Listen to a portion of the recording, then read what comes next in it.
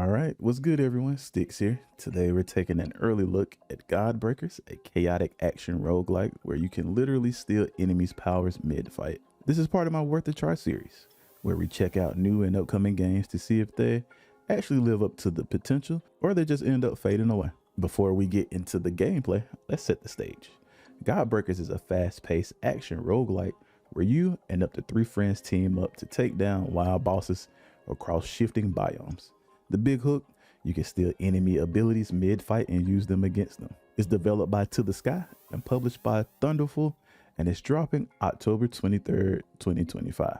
You can play solo or in 4-player online co-op. Think of it as Risk of Rain 2 meets Hades, with some Devil May Cry style combat thrown in for good measure. The first thing that hit me was the look of the game.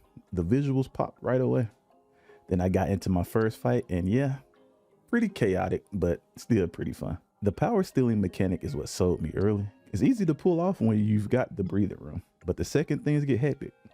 You either commit to the steal or you get smacked. The tension actually makes the fights more fun. But the one thing that threw me off was the camera, especially in those bigger fights. It kind of feels like you're fighting the camera as much as you're fighting the enemies. I played solo for the demo and honestly, it felt pretty balanced once I got into the rhythm, but I could already tell this is going to shine way more with friends. Stealing abilities together, syncing attacks, causing chaos. Even solo though, it didn't feel like something was missing. Once I got over the initial overwhelm, the combat started clicking. The environments are structured pretty traditionally. Corridor to arena, rinse and repeat, but each biome looks and feels unique enough to keep things interesting. Boss fights are creative, not super challenging in terms of mechanics, but the sheer number of enemies they throw at you during those fights make them hectic in a way that's both exciting and at times overwhelming. For me, performance also dipped the longer I played. Not unplayable, but very noticeable. Hopefully that's something they tighten up before launch. I'm gonna be real with y'all, it's not perfect. The camera is easily my biggest gripe right now.